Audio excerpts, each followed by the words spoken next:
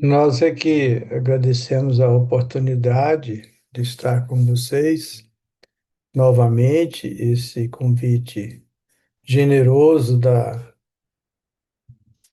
dos estudos do Blossom e de todos aqueles que acompanham, que possamos aproveitar esse espaço para trazer um convite sob a luz da doutrina espírita para os nossos corações.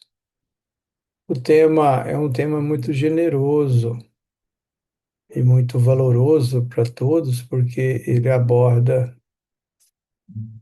uma questão que todos sempre temos aí alguma situação para resolver com o tempo, não é mesmo? E a importância de tratar o tema sob a ótica de ser de Deus amplia para nós essas possibilidades de saber lidar com ele e fazer uma boa relação com o tempo de Deus. Nós estudamos à luz da doutrina espírita e especificamente tem uma mensagem no livro Vozes Alerta que chama O Tempo é de Deus, do Espírito Honório, que nos inspira mais especificamente. E para nos sensibilizar, eu trago uma mensagem de um espírito chamado Alzaman Al-Zafir, através do médium Afra Stefanini II, apenas para nos colocar numa sintonia sensível com a poesia e o pensamento que nos convida a fortalecer nossas relações com a vontade de Deus. Ele diz assim: o vento sopra sem fim e as forças intempestuosa constrói pelas areias as esculturas sinuosas das dunas que desenham ao longe os desafios da travessia dos transeuntes. O vento sopra e ninguém pode passar pelo deserto escaldante sem buscar o oásis que lhe trará o refrigério balsâmico. Porque a alma ainda busca a sombra da ignorância, tudo precisa ter respostas, mas o fundo das adversidades não trará a verdade. Quietude é o que produz a verdade e o silêncio paira entre a areia e a noite gélida. Queres encontrar o silêncio de todas as coisas? Não poderá escutar-se o barulho de tua intimidade, não cessar de fazer badernas. Corre de um lado para o outro, a dúvida dos próprios pés que caminha, instabilidade a toda hora e sofrimento porque sente sozinho. Mas não duvidas de que daqui a pouco o sol surgirá, aquecendo os grãos da areia do deserto. Por que então choras e duvidas da força do tempo? Pegai o punhado de areia, colocai sobre o vasilhame e fechai a ampulheta. Acreditas que agora domina a circunstância e as coisas? Não tens, não, tens apenas um relógio em teus dedos, mas não tens a eternidade para controlar. Continua a vagar porque és prisioneiro da própria ampulheta que criou. Nenhum sinal lhe dará, lhe será dado dos céus, nem poderás encontrar a verdade apenas no Saab. Terás que mergulhar no fundo, muito fundo, para perscrutar a mina que deixaste para longe. Ainda assim, o amanhã virá, e quando vir, saberá que a verdade não lhe abandonou. Então, sob essa poesia dessa mensagem, nós vamos abordar o tempo de Deus nos aspectos convidados, e eu confesso a vocês que, ao estar revisando o material, eu pensei, mas vai parecer um puxão de orelha. Eu não gostaria que vocês achassem que eu estou querendo puxar a orelha de ninguém, mas as lições espíritas e os benfeitores sempre nos alerta. E então vamos ter o conteúdo como um alerta aos nossos corações que queremos muito encontrar a felicidade. Tudo bem? Então nós vamos trazer primeiro o aspecto que o tempo é uma dádiva divina e empréstimo transitório. É uma dádiva de Deus, porque nos coloca numa condição na linha do tempo. Quando Deus nos criou, nós entramos nessa linha do tempo. Todos estamos submetidos a essa linha do tempo, aonde transitamos, mas ela é transitória por alguns aspectos. Primeiro, que no espírito puro há uma condição de que não há tempo cronológico, ou seja, na dimensão do espírito imortal, quando ele alcança o estado crístico, o tempo não tem passado nem futuro. Mas também existe a transitoriedade do relógio, do que passa, do que vai. Aquele tempo que passou não volta mais. Ele também não nos pertence, ele pertence a Deus. Por quê? Porque nós não temos como acelerar o tempo, fazer ele andar mais rápido. Nós não temos como desacelerar o tempo, fazer ele ir devagar ou para trás. E não temos como parar o tempo. Então, nós não temos o controle sobre o tempo. Às vezes, nós vemos dizer assim, a administração do tempo. Nós poderíamos dizer administração do que fazemos do tempo, porque o tempo mesmo, ele é de Deus. Nós não temos esse domínio. Aliás, tem até um filme norte-americano que fala sobre esse acelerar, esse pausar, que chama Clique. Não sei se já assistiram esse filme ou se já viram falar. Mas o filme é uma reflexão, porque a pessoa acaba não vivendo e aprendendo, porque quando chega um problema, ela tem um controle remoto que ela aperta e acelera o tempo. Talvez se nós tivéssemos essa condição, nós não iríamos nem viver as provas que devemos passar para extrair dessa experiência um aprendizado. Nós iríamos acelerar, rapidinho passou o desafio, já estamos no outro estado. Então, nós não temos como fazer isso. Se nós tivéssemos como fazer isso, talvez no domingo a gente desse uma paradinha, para ele demorar um pouco mais e não chegar segunda-feira. De forma que esse é o aspecto que o tempo pertence a Deus e não pertence a nós, no sentido de nós administrarmos ele e dominá-lo. Existe o aspecto atemporal do tempo, que é esse do relógio transitório e fugaz. Esse tempo transitório e fugaz, ele passa e não volta mais. Mas, incrível, ele não acaba. Você já observou? Ele vai passando, não volta mais, mas não acaba, continua existindo. Então, essa é a dimensão temporal infinita, é o tempo infinito. Nesse tempo, nós estamos no eterno presente, é o tempo do Espírito imortal. No tempo do Espírito imortal, nós vivemos o eterno presente, nós conectamos com a nossa essência com a nossa consciência. É aí que a nossa consciência se faz presente. E é aí que nós lembramos da mensagem inicial que fala da verdade, porque é no presente que a gente alcança a verdade.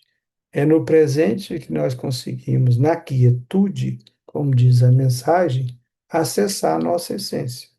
Quando a nossa mente está preocupada com o futuro ou angustiada com o passado, nós não acessamos a consciência e não temos essa percepção mais apurada da verdade. Só um minutinho, deixa eu abaixar uma música aqui da minha Alexa que está meio alta. Temos também o aspecto do tempo na natureza da nossa vivência com as situações, que é o aspecto de que tudo é cíclico. A vida nas galáxias, o movimento da Terra, são ciclos, ciclos de dia-noite, ciclos da precessão dos equinócios, que é 27.868 anos, onde o inverno vira verão, verão vira inverno. Então, tem esses ciclos da rotação da Terra, todos eles. E esse ciclo também está nas nossas necessidades aqui na Terra, dos encarnados. Por exemplo, alimentação, higiene, etc. Os afazeres para buscar as condições de viver dignamente no planeta são ciclos que vão acontecendo. Tempo para produzir atividades, tempo para conviver com a família, e nunca se consegue fazer isso e depois dizer: ufa, agora estou livre, terminou. O que que nós queremos trazer aqui? Qual é o aspecto? Que não há um fim das atividades, um fim do uso do tempo, daquilo que a gente faz nele. Alimentação, nós nunca vamos nos alimentar e dizer, pronto, já estou alimentado para o resto da encarnação. Não, nós vamos precisar de repetir. A higiene, nós não vamos ter como fazer uma higiene só e já acabou. Mas psicologicamente, às vezes as pessoas agem assim, ficam ali se movimentando, querendo fazer para terminar, como se terminando, acabou. Não, nunca vai acabar. Esse aspecto da lei de Deus é o aspecto do repetir para aprender. Nós estamos sempre aprendendo a ter disciplina, ser obediente, ser resignado. Então a vida vai trazendo uma repetição. As mais pequeninas coisas que nós fazemos, como escovar o dente, tem uma característica. Por que que Deus não fez já uma estrutura que não precisasse de asseio nos dentes? Por que que a estrutura do corpo precisa para ter saúde, ter toda uma parte higiênica? Por que que o processo digestivo, e aí nós poderíamos ficar um tempão aqui observando o aspecto cíclico das coisas. Mas a intenção, nesse momento, é lembrar que ficar muito tenso para terminar algo é esse desejo de ficar livre, mas nunca vai ficar livre. Às vezes quer ficar livre de um desafio, porque vem outro, e sempre é o mesmo, porque o espírito ele tem seus próprios desafios. Quem tem dificuldade numa área, a vida vai trazer desafios naquela área sempre, para que o espírito vá desenvolvendo ali a virtude e a forma de lidar com aquela situação, para que ele ganhe musculatura moral aquela tentação não lhe tente mais, não lhe atraia mais para aquela situação, para aquele vício, para aquele hábito, para aquele costume. Então, esse é um aspecto da lida com o tempo é importante. É importante saber e ir seguindo os ciclos mas vivenciando esse ciclo suavemente, com alegria, vivenciando o ato mais simples que tem da higiene ou de uma tarefa de lavar os pratos ou de fazer uma comida, vivenciar ele com intensidade. E assim a pessoa vai ter uma relação consigo mesmo mais amena, mais leve. Também podemos trazer que hoje as necessidades são distintas das épocas mais primeiras, primárias. Já conseguimos guardar, por exemplo, o alimento perecível na geladeira para a semana inteira. Então, hoje, nosso tempo não é como há algumas décadas atrás, onde gastávamos mais tempo para a sobrevivência. Até o ato de lavar roupa gastava um tempão do dia. Para a manutenção do alimento, gastávamos um tempo imenso. Hoje, quase tudo já não nos consome tanto tempo. Para que isso? Isso tem um objetivo. As nossas necessidades antigas, nós não temos mais elas. Nós trocamos por outras ocupações. Aí vem uma outra reflexão para nós. Que ocupações são essas? Será que a tecnologia, tudo que nos trouxe uma liberdade para o uso do tempo, que nos deu muito mais tempo para o que é profundo, para o que é vivencial, não está sendo consumido com coisas inúteis? Será que nós estamos com mais tempo sobrando, já que a tecnologia nos libertou de uma série de dificuldades? Ou a gente usou isso para outras situações aceleradas, que o pensamento fica acelerado e não temos nem mais a habilidade da quietude, do acesso às intuições, dos benfeitores espirituais, da nossa essência, da nossa consciência. É uma reflexão. Então vamos nesse caminho agora, nesse aspecto aqui agora, tempo útil versus tempo livre. O que que é útil e o que que é livre? Às vezes nós confundimos. Se é tempo livre, a pessoa pensa, é um tempo para não fazer nada ou para fazer um punhado de coisa que desgasta a mente, desgasta o seu pensamento e fica mais cansado ainda. Mas se o tempo livre é um tempo de Deus, ele também é um tempo que pode ser útil. Pode ser útil para uma leitura, pode ser útil para uma quietude, para um repouso. Mas fazer muitas coisas torna o dia curto. A gente não vê passar e não tem domínio sobre o próprio pensamento, sobre aquilo que está sentindo. E aí o significado do trabalho e do lazer fica separado. Mas não é assim a lei. Os espíritos desencarnados, num certo nível, eles já não têm esse lazer dessa forma que a gente tem aqui na Terra. Eles trabalham continuamente. O lazer deles é mais da convivência, do diálogo. Mas para eles o trabalho é um lazer. O trabalho já é uma vivência prazerosa. Já tem essa relação com o trabalho, não como algo que precisa ficar livre, eliminar, acabar para não ter mais de fazer.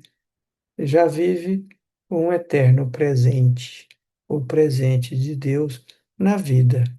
Por isso, o fazer deixa de ser por obrigação e passa a ser por gratidão. Gratidão, doação.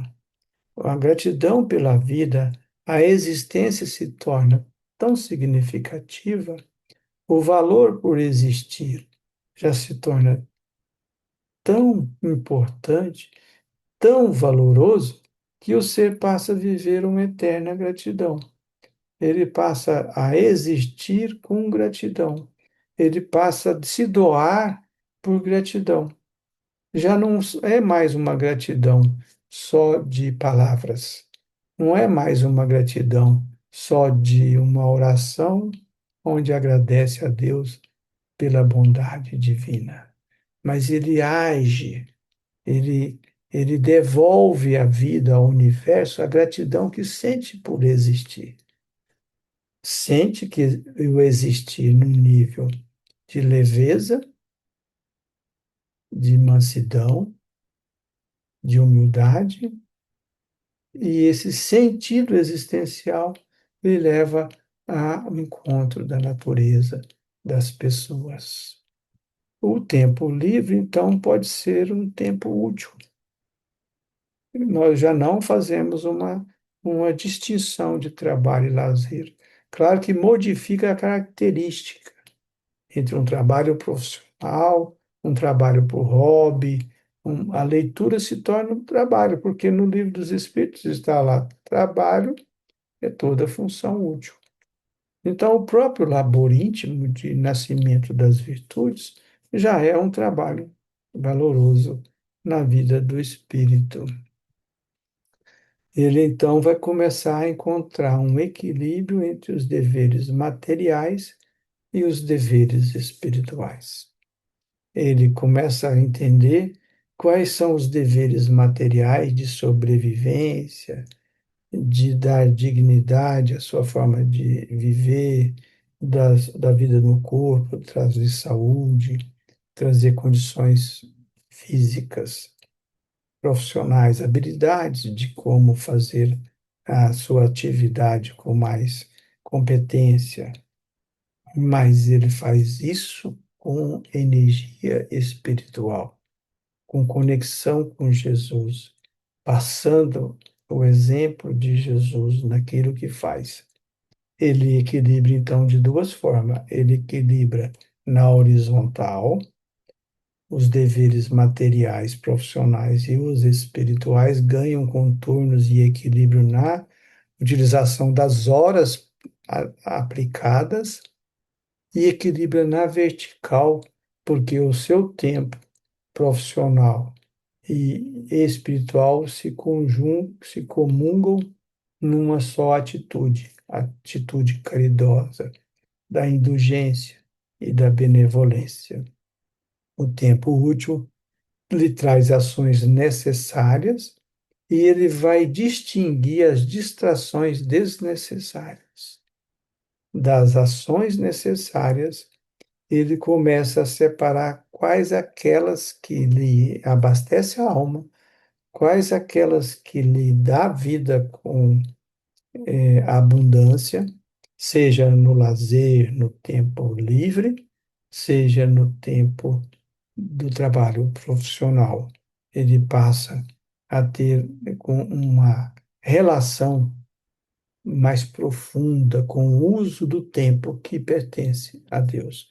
O tempo que é um empréstimo divino para ele evoluir. Um tempo que é um empréstimo do Pai amoroso para que o filho passe pelas provas necessárias para extrair dessas experiências as virtudes no coração, os sentimentos elevados. Porém, descuidos sutis acontecem, porque a vigilância, como recomendou Jesus, não está tão bem instalada. E aí as portas da alma ficam abertas para as influências e interferências espirituais, descuidos sutis, invigilância constante no comportamento. E aí nós convidamos a todos para pensar conosco.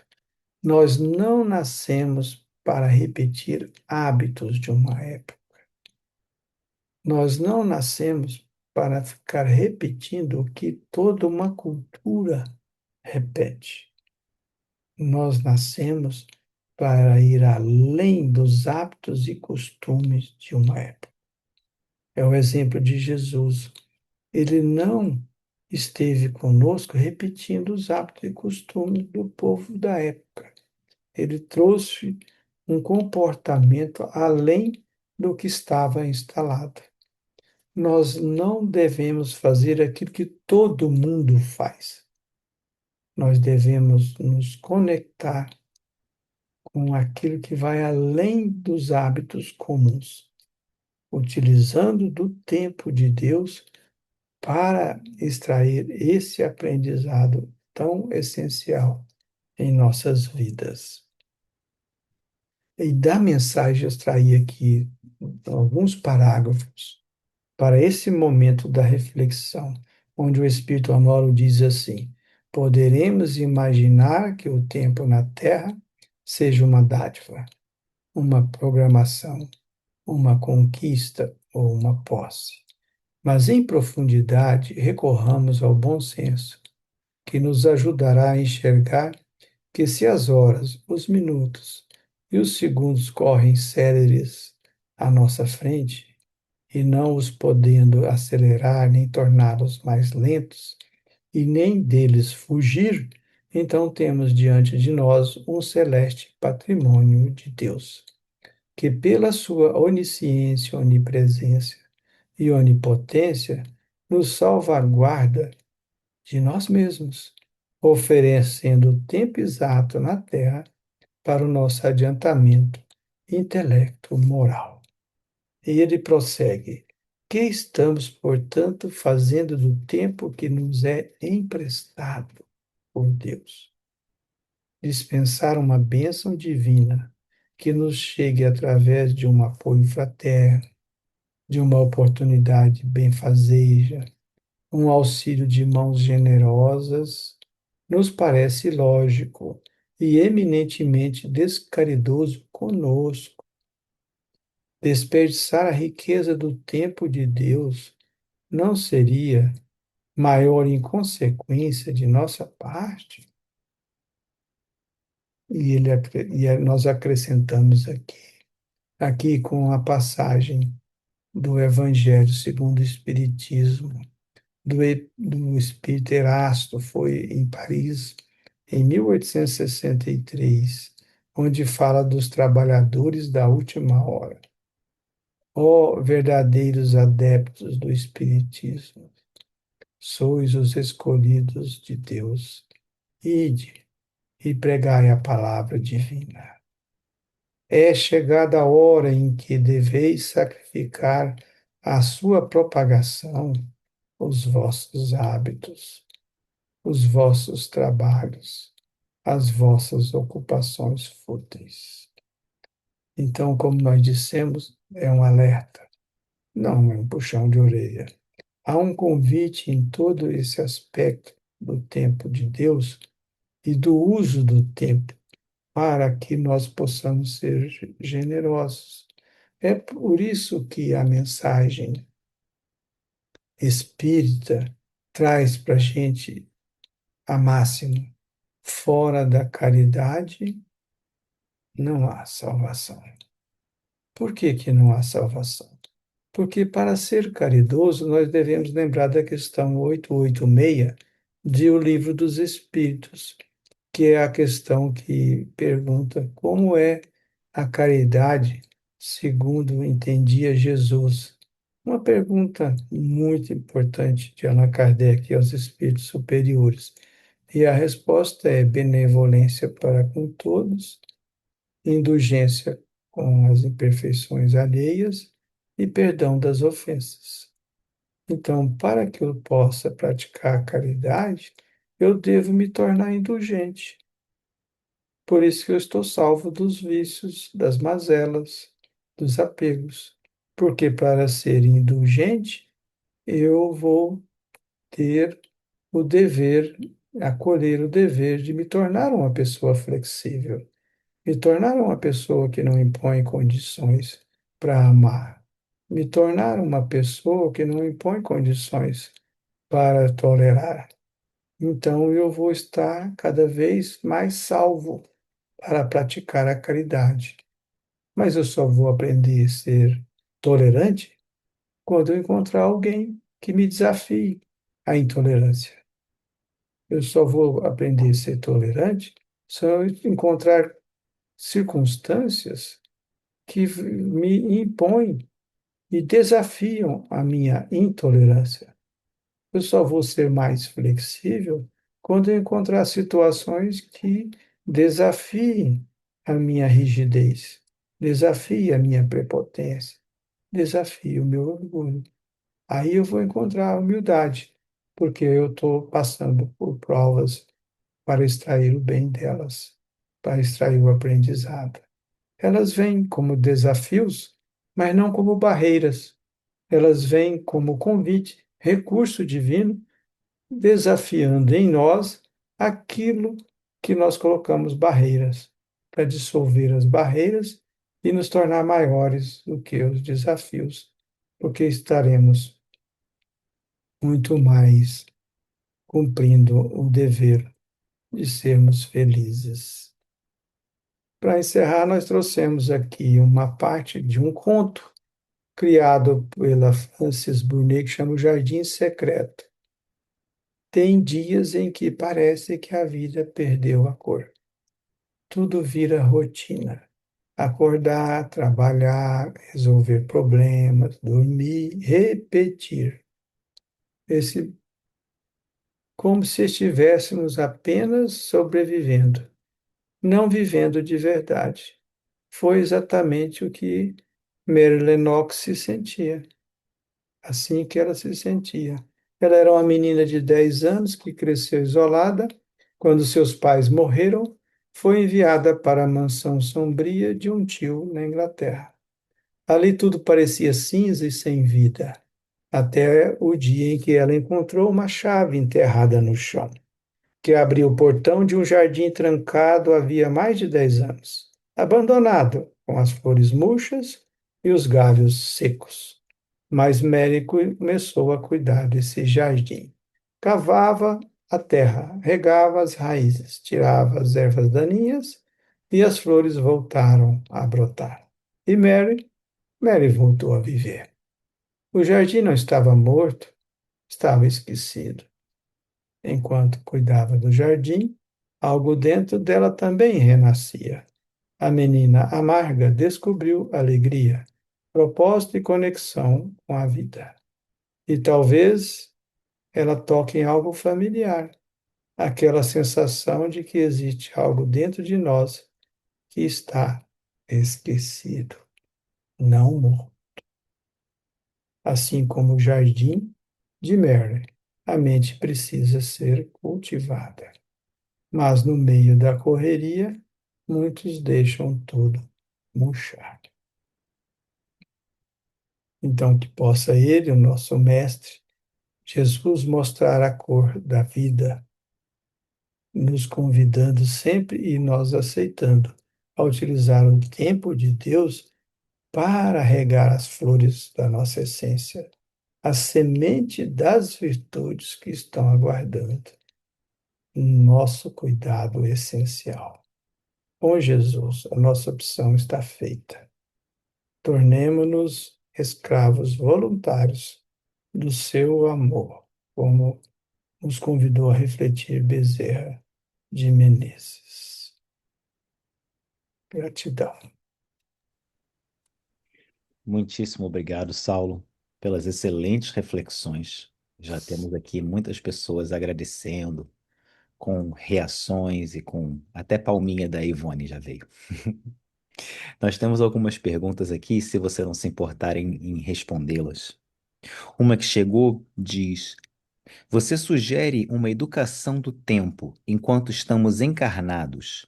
Que benefícios teríamos quando estivermos desencarnados com este processo educativo? O espírito ele vive em dois mundos, né? Ele vive aqui e lá o tempo todo. Às vezes a gente se esquece disso. Às vezes nós achamos que estamos encarnados apenas e que todas as noites a gente não está no plano espiritual. No livro No Mundo Maior, inicia uma palestra de um benfeitor chamado Eusébio, que faz uma palestra para mais ou menos 1.200 pessoas, entre elas muitos espíritos encarnados, já com a sensibilidade superior de evolução. E ele afirma para eles que quando eles voltarem para o corpo, eles não iriam lembrar do que foi dito de forma cognitiva, apenas intuitiva. Por quê? Porque o cérebro não suporta lembrar do que está postado naquela intensidade da vida espiritual. E é isso que eu quero trazer aqui para a gente agora. Nós, quando estamos no plano espiritual, nós podemos ampliar as nossas percepções com relação ao nosso propósito na encarnação. Não reencarnamos sem propósito, sem um programa. Nós temos um plano existencial. Então lá a gente abastece, estuda, relembra e volta para cá. Trazemos alguns flashes, às vezes, para serem úteis, mas quando aqui estamos, nós não lembramos também, porque senão nós perderíamos o foco. Aqui o foco é específico, é trabalhar determinados aspectos que ainda falam alto no nosso comportamento vicioso. Se nós ficássemos lembrando do que está lá, nós não daríamos o foco adequado no cá, na vida do corpo. Lá nós podemos abastecer e aqui voltar para intensificar o nosso propósito, voltando para o plano espiritual para abastecer de novo e aprender mais e refletir mais sobre o que aqui aconteceu. Ocorre que se aqui eu tiver apegado, não souber utilizar o tempo útil, com o que é útil para o espírito imortal, se aqui eu tiver apegado na matéria, com as coisas da matéria, com projetos, todos eles focados no sucesso material, eu posso, e aí tiver preso às sensações físicas, intelectuais, psicológicas, eu posso, ao sair do corpo, ir para as zonas tenebrosas e jogar fora a minha oportunidade, a minha reencarnação. Então, o uso do tempo aqui, ele continua lá, porque nas faixas do espírito, no nosso grau evolutivo, continua o tempo lá. Só que lá ele fica com muita vontade de praticar determinados hábitos para dissolver determinados vícios, mas ele precisa de estar aqui para praticar. É aqui. É aqui que ele põe a sua vontade, na prática. Muito obrigado. Uma outra pergunta diz como o livre-arbítrio se harmoniza com a ideia de que Deus determina o momento certo das coisas. Às vezes temos uma noção que liberdade é libertinagem, que ser livre é poder fazer o que bem entender. Mas é importante lembrar que as leis, elas se conjugam numa rede para cuidar do ser, para a nossa proteção. Então, a lei de liberdade está ligada à lei do dever. Por isso que tem a causa e efeito também colaborando. Quando eu ajo, eu tenho de responder pelos meus atos. Quando eu tomo uma decisão e vou para um caminho, vêm os efeitos daquela decisão. Mas o nosso dever consciencial é usar a liberdade com discernimento, a virtude do livre-arbítrio, discernimento. Quanto mais discernimento eu tenho, mais eu uso adequadamente a lei de liberdade. Quanto menos discernimento, mais eu abuso da lei de liberdade, tem umas consequências, efeito, para aprender que do jeito que eu estou fazendo, não está dando um bom efeito e que eu devo mudar a causa. A lei de liberdade também está ligada aos limites morais. Por exemplo, Jesus tem uma liberdade infinita e nós temos uma liberdade finita. Está ligada aos limites e vulnerabilidades. A liberdade nossa está ligada ao limite do corpo físico. Nós não temos como dimensionar e usar da liberdade como Jesus. Nós estamos presos ao corpo. Nós estamos presos a certos momentos, a certas vulnerabilidades, limites que a gente tem da vida no corpo. E os limites morais, esses são os maiores limites do espírito. Então, a lei de liberdade está ligada também à vontade, o atributo do espírito. A vontade está submetida a uma fé profunda nos desígnios de Deus.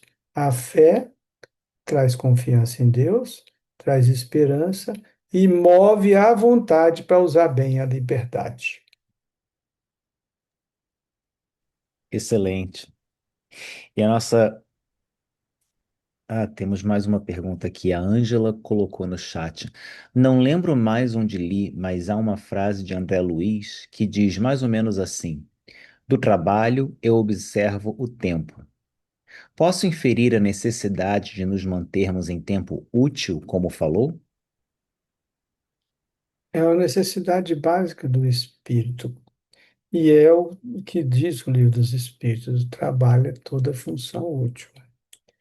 Tudo aquilo que eu estou fazendo para engrandecer o espírito é trabalho. Então, se eu estou parado meditando, eu estou trabalhando. Se eu estou lendo uma mensagem, um livro, eu estou numa função útil e eu estou produzindo algo útil para o espírito.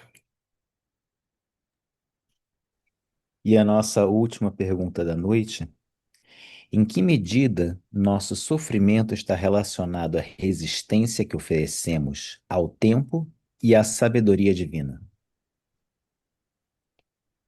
Muito bem, nós podemos então, com essa última pergunta, trazer um aspecto importante do uso do tempo e o sofrimento. Nós gostamos de utilizar a palavra dor para definir algo que vem da vontade, das leis que Deus rege a vida de todos, como um episódio doloroso.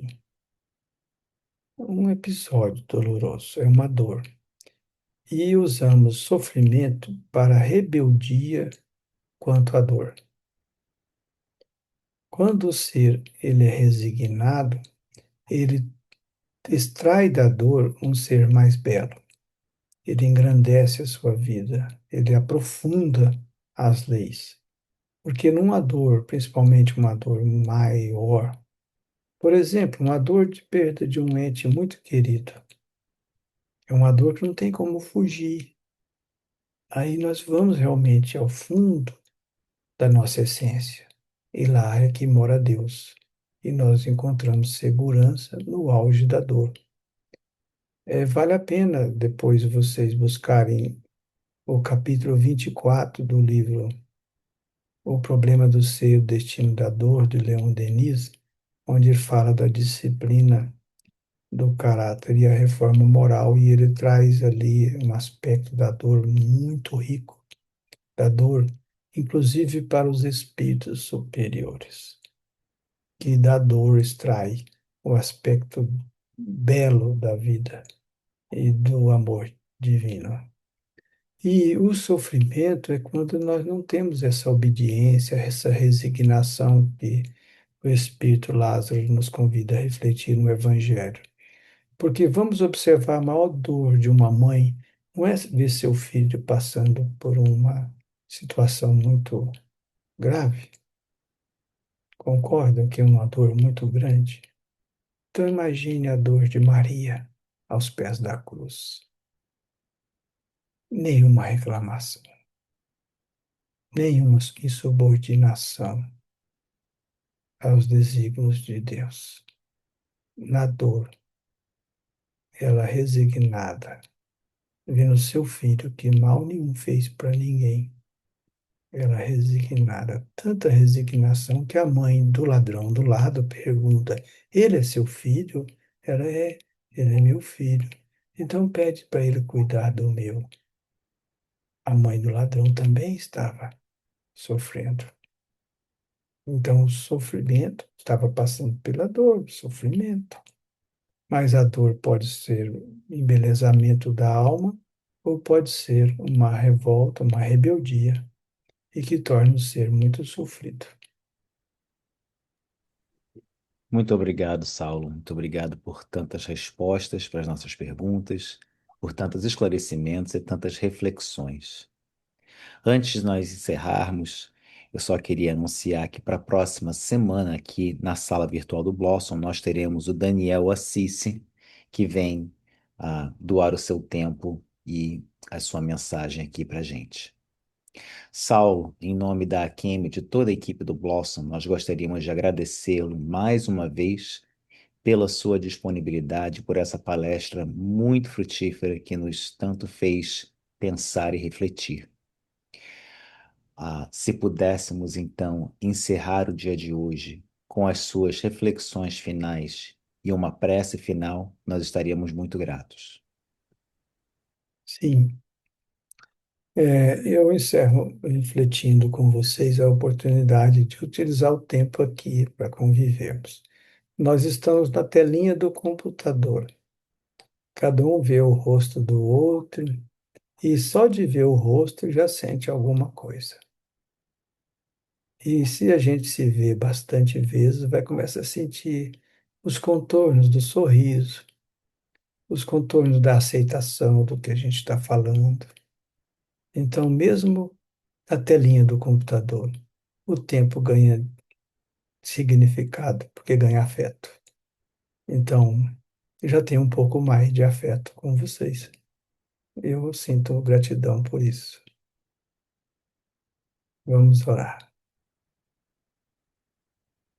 Bondoso Mestre Jesus, aqui nos encontramos, Mestre, como os mais pequeninos servidores da sua causa, a causa do bem no planeta. Que possa, Senhor, o aprendizado da noite ser útil para todos os corações aqui presentes, todos nós, que possamos praticá-lo com amor, leveza, sabendo, Mestre, que o seu coração ama o mundo inteiro e que também nos ama profundamente.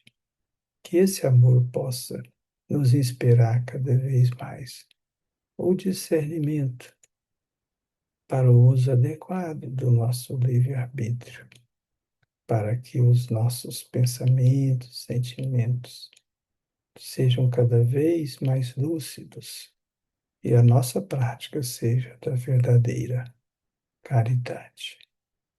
Caridoso podemos ser, porque esse é o convite da lei. Fora da convivência com seu amor, Jesus, nós estaremos distantes da salvação. Seja feita a vontade de Deus, seja feita em nossas atividades espíritas o consolo do seu amor, Mestre. Assim seja.